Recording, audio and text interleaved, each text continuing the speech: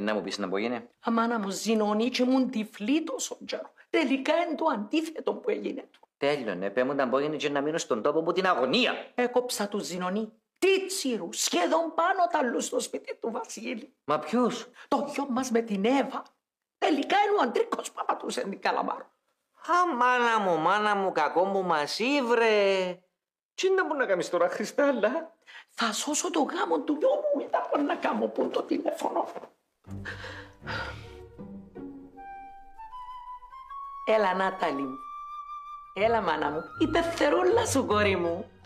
Καλά. Συγγνώμη που σε στενοχωρώ καμιά φορά, αλλά... Εντάξει, μάνα μου, να βρεθούμε από κοντά να τα πούμε. Ποιος μας το παραλάλησε? Να υποψιαζόμαστε την νύφη μας και τελικά τις απιστίες να εσκάμνει ο γιος μας. Μα είσαι σίγουρη? Αφού τους είδα, λαλό σου, ήταν σχεδόν τίτσιροι και χαΐδευκεν το.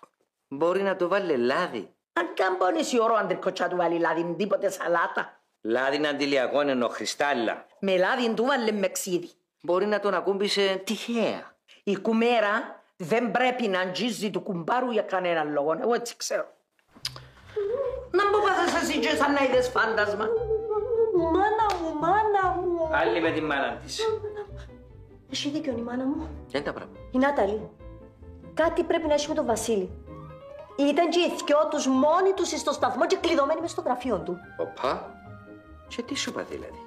Είπαμε ότι συζητούν δίθεν για κάτι σοβαρό και μπελάρες. Καλά που σου είπανε μπελάρες.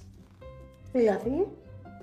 Προσπαθούν να σώσουν τον γάμο τους. Η Εύα έχει σχέσεις με τον Αντρίκο και προσπαθούν να δουν τι μπορούν να κάνουν.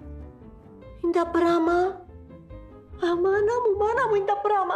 Πότε έγινε τούτο? Έχασες πολλά επεισόδια. Επιλέξαμε τα μπούτια μας.